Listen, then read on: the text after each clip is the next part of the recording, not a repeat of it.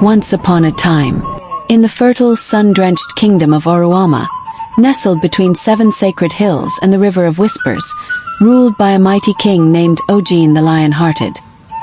His name echoed across lands for his justice, wisdom, and unmatched bravery.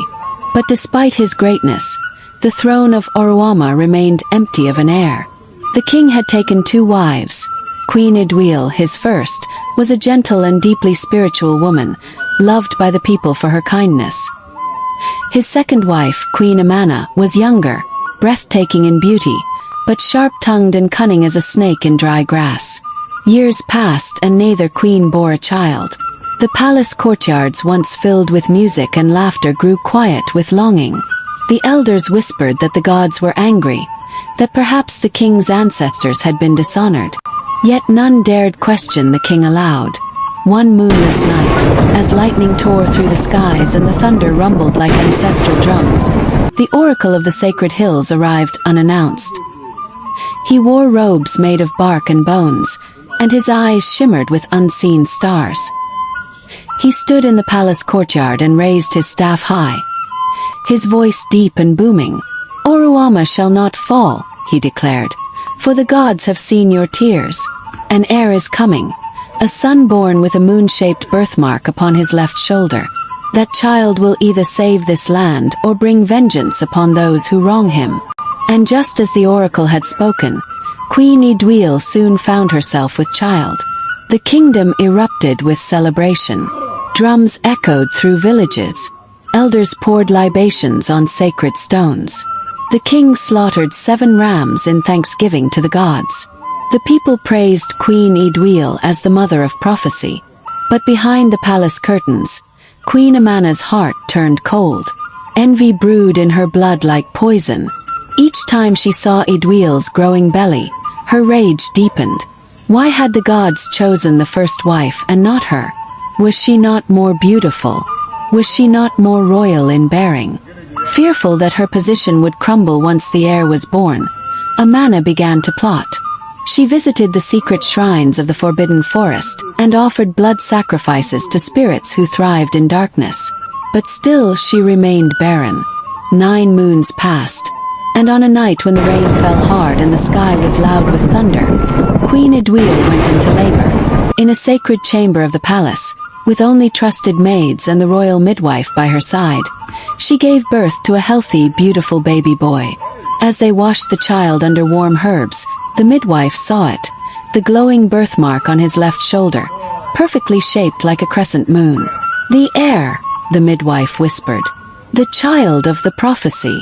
But Queen Idwil, exhausted from labor, drifted into deep sleep, never knowing that as she slept, danger hovered over her son.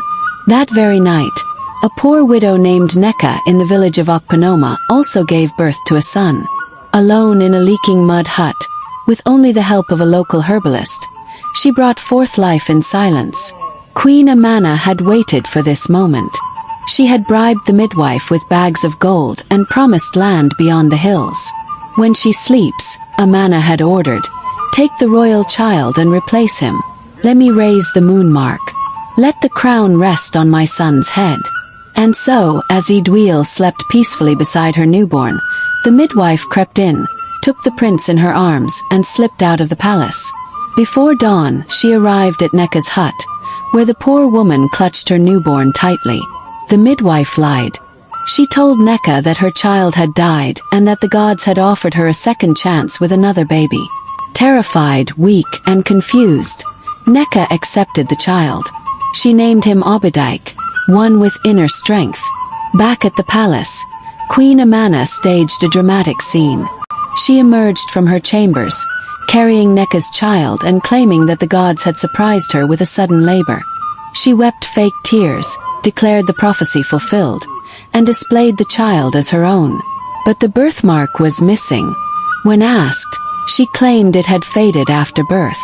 The king, blinded by joy and the need for an heir, believed her.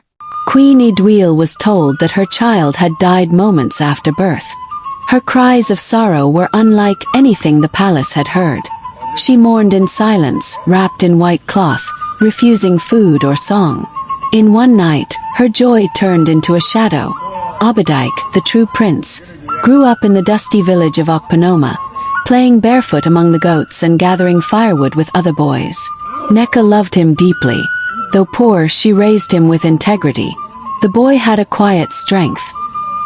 He was humble yet noble, wise beyond his years, and when he spoke, even elders listened. He often asked about his origins, and Neka would stare into the fire and whisper, "You were sent by the gods, my son. That is all you need to know." The villagers noticed strange things. Birds followed him. Snakes slithered past him without harm. Rain seemed to favor the patch of land where he slept. They called him the Child of Thunder. Meanwhile, in the palace, Queen Amana's false prince, Jaru, grew into a proud, selfish boy. He insulted the palace guards, bullied servants, and mocked traditions. Yet Queen Amana defended him fiercely, and the king, though weary of the boy's arrogance, clung to hope. Then came the drought. For 3 years no rain fell. Rivers dried to cracked earth. Livestock died. Children starved. The people cried out to the gods, but the sky remained silent. It was during this time that the blind oracle returned. He stood once more in the palace courtyard and declared with finality, "Your throne holds a lie. The boy you call prince is not the son of prophecy. Only the one with the moon mark can bring back the rain. Find him, or Oruama will perish." The king, now gray and filled with sorrow, ordered a kingdom-wide search. Every boy aged 16 was brought before the throne. Thousands gathered from villages far and near. One by one they were examined. None bore the mark, until Obadiah arrived. He walked with calmness, his eyes scanning the golden walls of the palace as though they were familiar. He bowed before the king. When asked to remove his tunic, he obeyed, and there on his left shoulder glowed the moon-shaped birthmark, brighter than the sun. The entire court gasped. Outside, the skies rumbled. Clouds gathered. The old midwife, watching from behind the pillars, fell to her knees, weeping loudly. "Forgive me," she cried. "I stole the child. I gave the prince to a village woman. Queen Amana paid me in gold. This boy is the true heir of Oruama." Chaos erupted in the palace. The king fell to the ground, sobbing. Queen Idwil, hearing the news, ran into the court and collapsed at Obadiah's feet, clinging to him and crying, "My son, my son, my baby has returned." Obadiah lifted her gently. Though he had been raised in poverty, the spirit of royalty pulsed in his veins. He embraced his mother and turned to face Queen Amana, who was now surrounded by guards. She laughed bitterly. "So the gods finally speak. Let them strike me down if they dare." The king rose with rage in his voice. "You stole my blood. You lied to your people. You cursed the land with your greed." Queen Amana was banished to the Forest of Bones, where spirits whisper and wild beasts roam. Her false son, Jaru, fled into the mountains and was never seen again. As Obadiah stood on the palace steps, the first drop of rain fell, then another, then thousands. The sky opened and Oruama rejoiced. Farmers wept in their fields. Children danced in the puddles.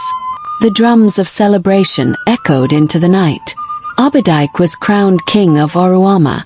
He chose not vengeance but justice. He declared Queen Idwil the mother of the nation. He built wells for every village, schools for every child, and temples where truth was worshipped. And every year when the first rains fell, the people gathered to retell the story. The tale of a stolen prince, a jealous co-wife, and a birthmark that could not be hidden forever.